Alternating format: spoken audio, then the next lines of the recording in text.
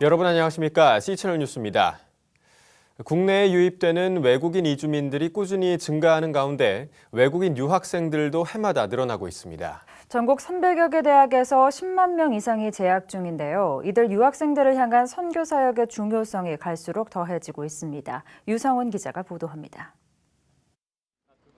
정부는 2001년부터 외국인 유학생 유치 확대 종합 방안을 마련하고 2004년부터는 스터디 코리아를 수립, 추진하면서 국내 대학에 외국인 유학생을 유치하는 데 적극 나서왔습니다. 이러한 영향으로 2012년 기준으로 국내 대학에는 161개 나라에서 343개 대학 8만 5천여 명의 유학생들이 공부하고 있는 것으로 파악되고 있습니다. 2003년 유학생이 12,000명이었던 것을 감안하면 8배 이상 증가한 것으로 그 증가세가 매우 가파릅니다. 이러한 흐름에 따라 2008년 시작된 국제 이주자 선교 포럼은 외국인 유학생 선교 사역의 중요성과 사역 방안 등을 집중 논의해오고 있습니다. 7번째를 맞은 포럼에서 정노아 선교사는 유학생 선교를 위해서는 3가지 관점에서 접근해야 한다고 제안하고 있습니다. 우선 외국인 유학생들에게 어려움이 가장 많은 입국 단계부터 도움을 주고 이후 적응 단계, 돌봄 단계에서 유학생들이 신앙을 배우고 키워갈 수 있도록 실질적인 프로그램을 운영해야 한다는 것입니다. 모든 외국인들을 다 보아서 첫 번째로 들어오는 출입국의 문제입니다. 그 다음에는 한국에 들어와서 체류하는 관계의 문제이고 그 다음에 사회 통합의 관점입니다. 이 3가지를 체계적으로 보면 유학생을 어떻게 접촉하고 관리하고 그 다음에 이후를 팔로우를 할 수 있을 것인가를 볼 수 있을 것 같습니다. 유학생 사역이 중요한 것은 학업을 마치고 자국으로 돌아갔을 때 이들을 선교 헌신자로 세울 수 있기 때문입니다. 문제는 유학생들이 교회 정착과 신앙 성장에 어려움을 겪으면서 제자로 헌신하지 못하게 된다는 데 있습니다. 국제 이주자 선교 포럼 박찬식 이사는 이를 해결하기 위해서는 교회가 유학생들을 살피고 돌보는 목양적 관점에서 함께하고 생활과 신앙이 안정을 찾을 수 있도록 도와야 한다고 조언합니다. 교회의 어떤 관점을 이 다문화 문제는 이때까지 선교다. 선교가 맞습니다. 타 문화권의 복음을 전하니까. 근데 우리나라 안에 들어온 것은 한국 교회의 또 일이 되기도 하거든요. 그래서 앞으로는 선교적 관점보다도 목회적 관점의 포인트가 중요하다. 아마 이런 이야기는 처음 들어보실 거예요. 그래서 목회적 관점에서 이 다문화 문제를 볼 필요가 있다. 그러니까 교회 안의 문제로 봐야 된다는 이야기죠. 선교 자원 발굴을 위해서도 외국인 유학생 사역이 갈수록 중요해지고 있습니다. 일선교회의 관심은 여전히 부족한 가운데 유학생 사역 전략을 개발하고 사례를 공유하는 데 보다 적극적인 노력이 요구되고 있습니다.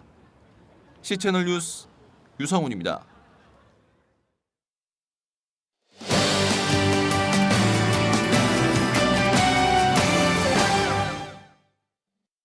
중국과 한국의 기독교 지도자들이 양국 기독교의 동반 성장을 논의하기 위한 한중 기독교 교류의 세미나를 오는 6월에 개최합니다. 이번 세미나는 향후 중국 선교의 가능성과 전략을 모색하는 자리라는 점에서 그 중요성이 더해지고 있습니다. 오늘은 이번 한중 기독교 교류회 세미나를 준비하고 계시는 집행위원장 박봉수 목사님을 모셨습니다. 목사님 안녕하십니까? 안녕하세요. 예. 먼저 이 한중 기독교 교류회에 대해서 간단히 좀 소개해 주시고요. 그 세미나 일정에 대해서 말씀해 주시죠. 한중 기독교 교류회는 한국 기독교와 중국 기독교가 교류하기 시작한 지 한 25년 됐다고 보는데 그동안 여러 가지 채널을 통해서 여러 교류가 있었지만 이제 이것을 좀 정리하고 체계화하고 또 통로를 좀 압축해보자 그런 뜻에서 중국 지도자들과 한국교회 지도자들이 의견이 일치가 돼서 새롭게 시도라고 할 수 있겠고요. 한중 기독교 교류회 이번 프로그램은 6월 14일부터 19일까지 5박 6일 동안 진행이 되겠습니다. 이 양국 교회 지도자들이 모여서 그야말로 그 동반 성장의 길을 모색하게 되는 셈인데요. 어떤 내용들이 좀 논의가 되나요? 그동안 한 25년 동안 양국 기독교의 교류를 돌아보는 거죠. 회고와 전망. 그래서 과거 시행처가 많았습니다.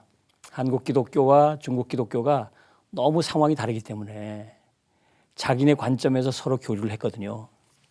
이걸 돌아보면서 역지사지하는 마음으로 과거 시행착오를 서로 정리하고 지금은 또 어떻게 하고 있는지, 앞으로는 어떻게 교류가 이루어져 가야 할 것인지 이런 측면을 포괄적으로 논의하게 됩니다. 예. 이 중국 교회라고 하면 사실 지하교회, 많은 사람들이 알고 있는 지하교회와 또 공식적으로 인정이 되고 있는 삼자교회로 이렇게 나뉠 수 있다고 보는데요. 네. 이 중국 교회의 구조를 조금 설명해 주시죠. 조금 간단한 말로 표현하기 좀 어려울 정도로 예. 아주 복잡합니다. 생각보다. 그러니까 중국 정부가 공인하는 교회를 중국 교회라고 하고 별칭으로 우리가 삼자교회 그렇게 부르죠. 삼자 정책에 근거한 교회라. 그래서 그렇고 그다음에 중국 정부가 공인하지 않는 교회를 지하교회라고 부르지만 사실상 모임의 형태를 따라서 가정교회라 이제 그렇게 부릅니다. 삼자교회라고 부르는 중국 교회는 중국 정부와 비슷한 시스템을 가지고 있어요. 양회라 그럽니다. 중국 정부도 양회가 있죠. 정협이 있고 전인대가 있고 양회가 있는 것처럼 중국 기독교도 삼자애국운동회라고 하는 모임과 기독교협회라고 하는 모임 두 회를 중심으로 중국 기독교를 끌고 가는데요. 이걸 양회라 그렇게 부릅니다. 삼자애국운동회는 말하자면 정책이나 방향을 설정한다면 기독교협회는 그 방향을 따라서 실무 행정을 통해서 중국 기독교를 이끌어가고 있죠.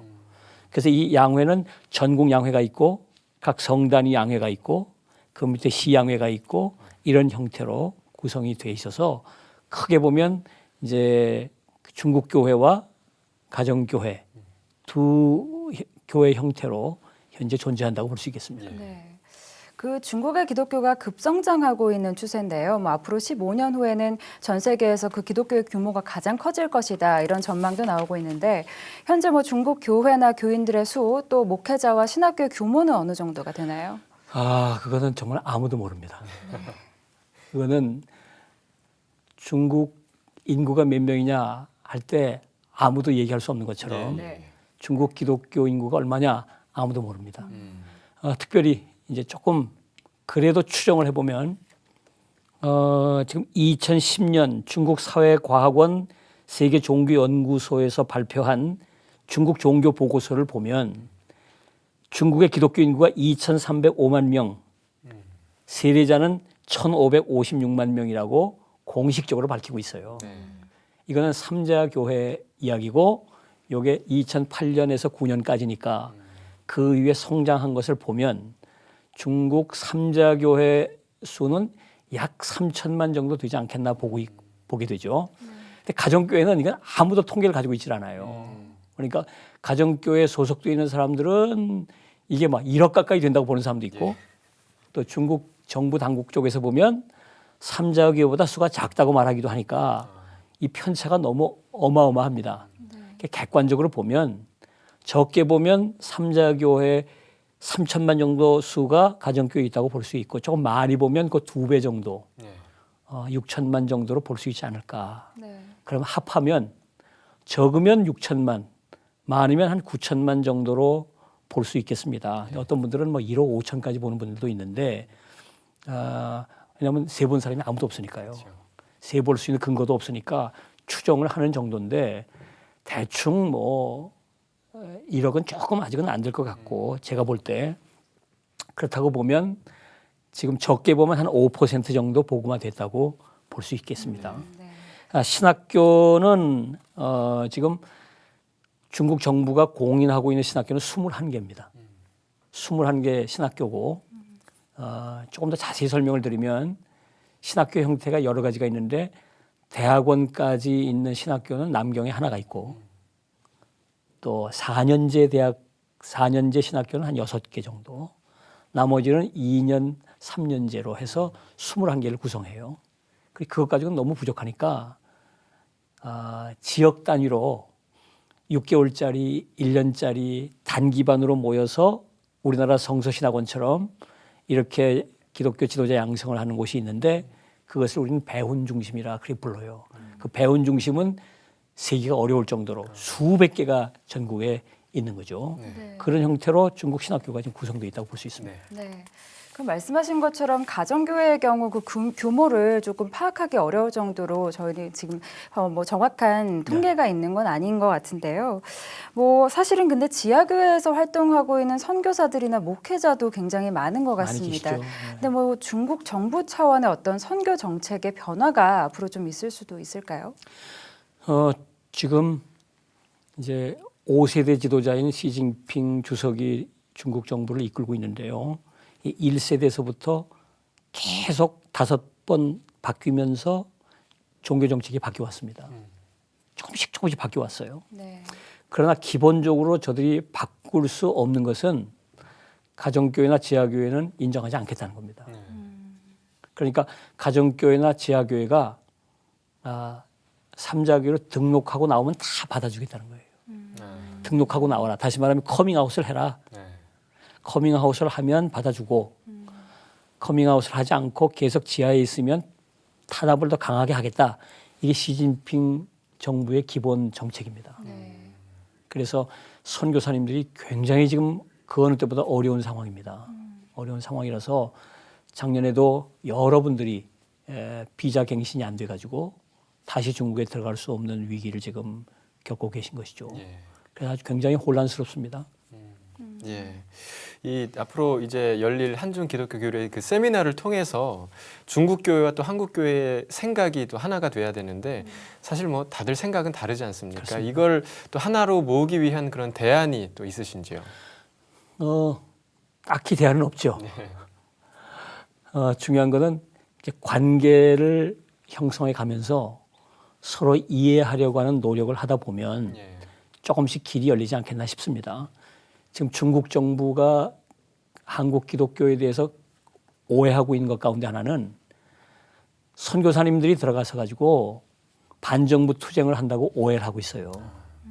우리는 적극적으로 중국 정부와 대화하면서 전혀 그렇지 않다. 선교사님들은 들어가서 순수하게 복음을 전하고 정말 중국 교회를 돕고 섬기기 위해서 애를 쓰고 있다.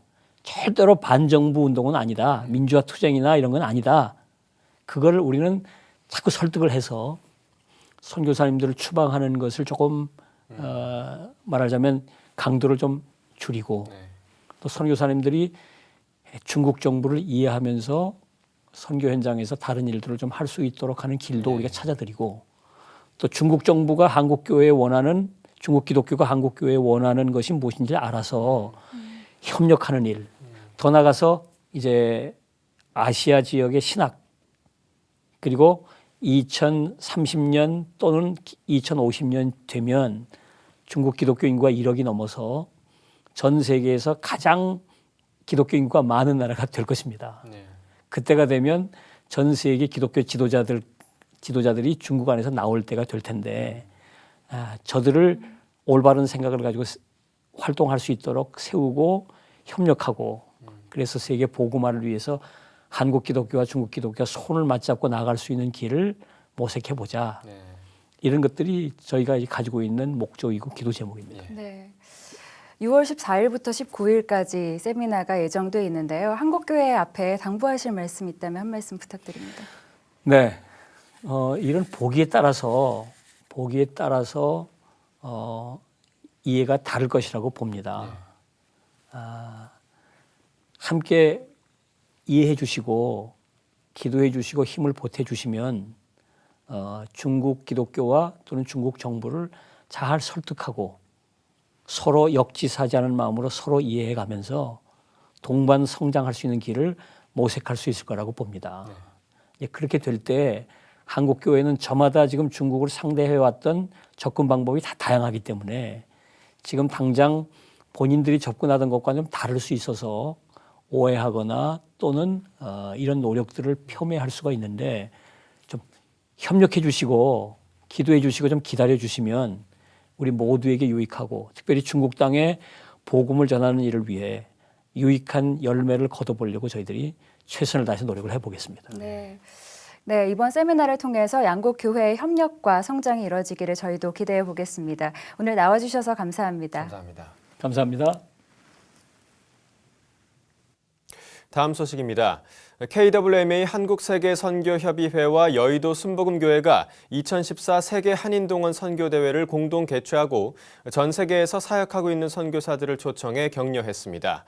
여의도 순복음교회 이영훈 목사는 대회 설교에서 복음 전파는 예수님의 지상명령이자 교회의 존재 이유라며 한국교회는 예수님 제일주의로 무장하고 주님의 참된 제자로 거듭나 땅끝까지 복음을 전해야 한다고 전했습니다. 또한 이 목사는 한국교회가 갈등과 대립 속에서 선교 사역을 잇고 있다며 이에 대해 반성과 회개를 촉구하고 한국교회는 다시 힘을 합해 선교의 모든 노력을 쏟아야 한다고 권면했습니다. 4년마다 개최되어 온 세계 한인동원 선교대회는 올해는 제40회 순복음 세계선교대회로 함께 열렸으며 1000여 명의 국내외 한인 선교사와 700여 명의 여의도 순복음교회 파송 선교사가 참여했습니다. 이어서 날씨를 전해드립니다. 날씨입니다. 기온이 더 오르면서 올 들어 가장 덥겠습니다.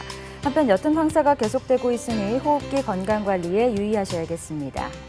아침 기온은 서울 17도, 부산 19도, 낮 최고 기온은 서울 30도, 대구 34도까지 오르겠습니다. 바다의 물결은 0.5에서 2.5m로 일겠습니다. 주간 날씨입니다.